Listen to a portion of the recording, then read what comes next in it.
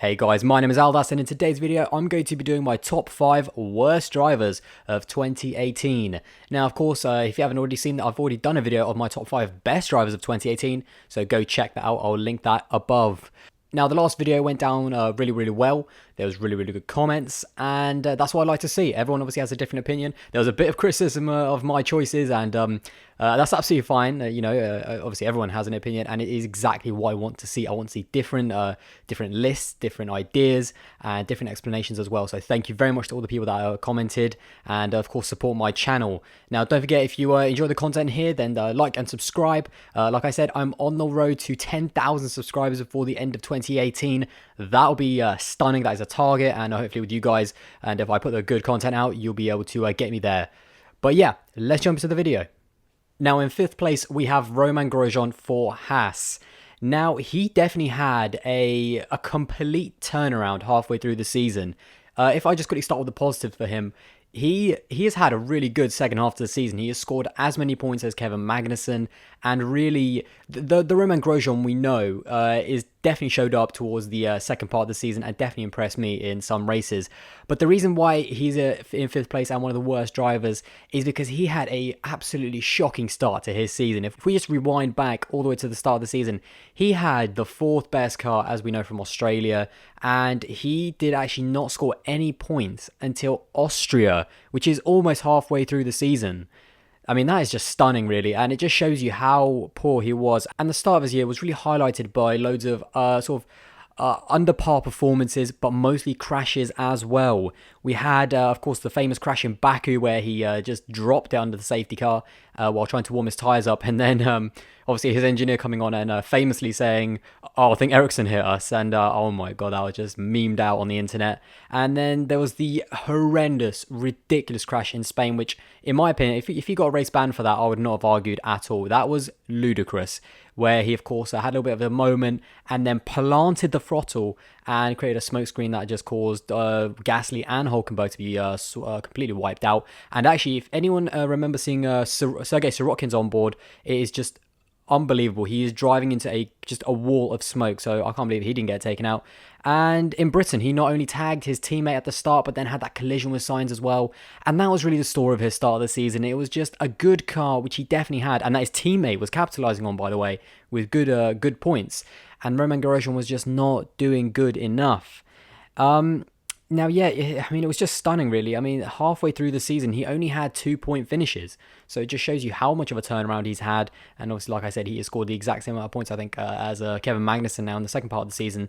But so that's why I've put him in number 5. He did not have a good start to the season. In fact, it was a shocker, in my opinion, considering the car he had. But Romain Grosjean, I rate him. We know he's quick, and he definitely not only deserves to stay at Haas, because he did have a bit of a worry actually halfway through the season. His seat was questioned, but he's more than made up for in the second part of the season. So yeah, Romain Grosjean in 5th. Now, in 4th place is Brendon Hartley. Now, he finished the championship in 19th place, so second to last, actually. But that really only tells half the story with Brendon. And I've definitely gone backwards and forwards with him, because I actually think he has had a bit of an unlucky season. I think a lot of things have gone against him, and I'm not talking about just stuff on the racetrack, but inside the team as well. I do think that the team was favouring Gasly a little bit.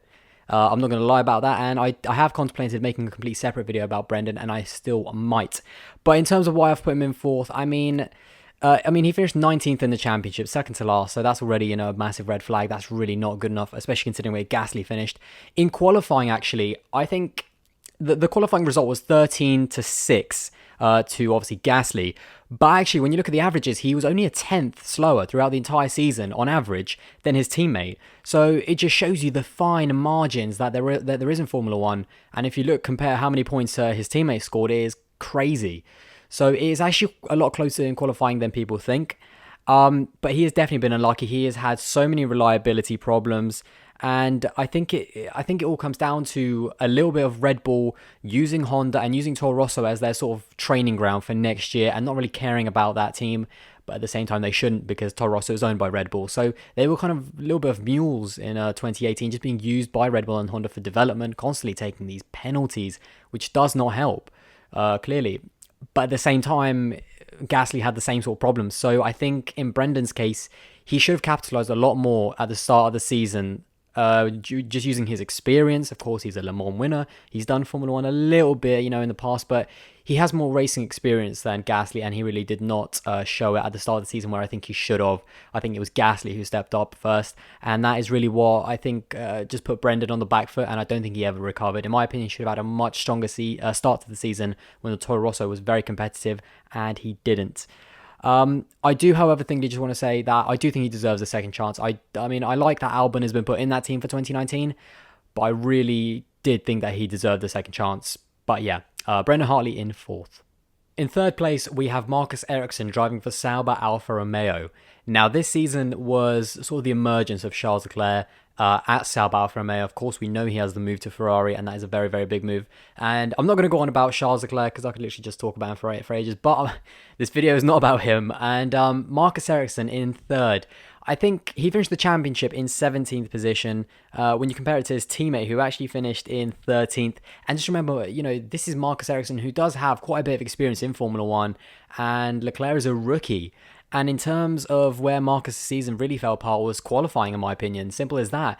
Not only did he lose 17-4 to a rookie teammate, he also had the biggest gap on average to his teammate, over half a second on average, and that's really not good enough, in my opinion. I've just talked about Brendon Hartley. Obviously, he lost against his teammate in qualifying, but it was completely different. I mean, there was only a 10th in it overall. Half a second is huge, and that really cost him. While Charles Leclerc was getting into Q3, Marcus Ericsson really could only score points using the Sauber, which has become a really good midfield car over the season. He could only pick off scraps of 10th and 9th places. There was no big result for Marcus, and there was actually not many of those point scoring opportunities anyway. I mean, there was only literally about 6 of them, so not good enough for Marcus Ericsson. And he's obviously moving on to IndyCar, and I think it might be best for him. I think Sauber might need a bit of new, fresher blood because he has been there for a minute. And yeah, he's not a very good season by his standards. I think his experience should have come a lot better in the early parts of the season, but it didn't. And clearly Leclerc capitalized on it, and Marcus didn't. So we're at the top 2, and in second place is Valtteri Bottas for Mercedes. Now, he is a very interesting case this year because, first of all, I will say, yes, he has had bad luck. Yes, he has had to be a buffer and a cushion and a wingman to Lewis Hamilton and for Mercedes to allow Lewis to comfortably win the title. And, once again, I already said this. Yes, he has had the bad luck. He has had the crashes, some reliability issues, and just stuff like that. But when you look at the stats of the season as a whole, it does not stack up well for him. I mean, you're compared to your teammate who has the same car. And if we just look, Lewis Hamilton, 11 wins, Valtteri Bottas, none. Lewis Hamilton, 11 poles, Valtteri Bottas, 2. And then 17 podiums for Hamilton, only 8 for Valtteri Bottas. And in my opinion, those stats sort of speak for themselves, really. He is not, despite all of his bad luck and everything that everyone always talks about, when you look at him in qualifying, where it has nothing to do with team orders, nothing to do with reliability or anything like that, or bad luck, he has been not really, and nowhere near Hamilton. And I suppose it is obviously unfair to compare Valtteri Bottas to the greatest qualifier statistically in Formula One, Lewis Hamilton. But you're compared to your teammate. He is driving for one of the quickest teams on the grid, if not the quickest team, Mercedes, and he has not done well enough. And another big Achilles heel that I've noticed is his racecraft. Really has not been good enough. Great Britain, he couldn't hold off Vettel for the win. Yes, I know that was a tricky situation, him being on older tyres, but nonetheless, he couldn't hold him off there. And even in the last race, Abu Dhabi, he just seemed so weak against Verstappen, and his wheel-to-wheel combat is just not up to par.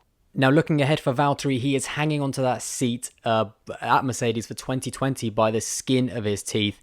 Of course, he does have that one-year extension for 2019, but with Ocon there sniffing around, trying to get his nose in, I actually don't know what Valtteri Bottas needs to do over the winter to come back and beat Lewis Hamilton and hang on to his seat. I don't know what kind of alcohol they have in Finland, but he needs something stronger than absinthe, quite frankly, to come back and raise his game enough to beat Lewis Hamilton, because we know Lewis is going to raise his game. He's going to do something different, try and keep it fresh and improve his performance. If you can even improve on a season like 2018, and Valtteri's going to have to do something more. he's gonna have to he's just gonna have to come out in 2019 guns blazing and try something to beat Lewis Hamilton and stamp his authority of why he should stay in that team. Because at the moment, and looking at 2018, he's in trouble. Now, in first place is probably not going to be a big surprise to most of you, but it is, of course, Stoffel Vandoorne driving for McLaren Renault. Now, to put it simply, Stoffel has had a shocking season. No way to get around it. Let's start with the big one, the qualifying record against Fernando Alonso, who, by the way, is not exactly known for his qualifying. He is quick as hell on a Sunday, but Fernando is not known for his amazing qualifying talent. And 21-0, a whitewash throughout the season, is really rare, actually, and not good enough at all from Stoffel. This was the man who came in with the best pedigree from GP2 you can have and was hailed as one of the next big things, but really he has collapsed this season in a underperforming McLaren that Alonso really has just once again outperformed his car, while Stoffel has been fighting to get any results that he can. Only 4-point finishes in 2018 compared to 9 for Alonso. And even when you look at the reliability, Alonso's had 8 retirements when Stoffel's only had 3. So yeah, there's not really any good points for this season for Stoffel, to be honest. Yes, he's had some good races there and there, but overall it's been disappointing, and I think McLaren were right to drop him, in my opinion, because if you can't do it against your teammate Fernando Alonso, you're never going to be the next big thing or world champion. You know, if you want to seriously be one of the best in the world, you've got to come into the team and you've got to stamp your authority like Max Verstappen did at Toro Rosso and like Lewis Hamilton did and Sebastian Vettel did in McLaren and Red Bull respectively. And sadly, Stoffel just didn't quite make the cut, and of course now he's going to Formula E, and he is sadly, in my opinion, had the worst season out of any of the drivers this season. He gets, sadly, the number 1 spot. But there you go, guys. That is my list of the top 5 worst drivers of 2018. Now, it was a very tricky list to make because I don't think these guys, or most of them for sure, have not had terrible seasons, and they're not horrible drivers by any means of the word. We've seen much worse drivers, but they have had some shocking performances, and sadly, there is a top 5. You know, there have been, these are the drivers that have just not done good enough, in my opinion, but you know, that's just how it is. But what do you guys think? What is your top 5 worst? What do you think of my list? Do you agree? Do you disagree? And like I keep saying, pop your comments in the box below and give me your top 5 and a reason for it as well. But anyway, guys, hopefully you enjoyed this video, and don't forget to like and subscribe as well. I'm trying to get to 10k, so I'll be massively appreciated for that. And yeah, again, thank you very much for watching, guys, and I'll see you in the next one.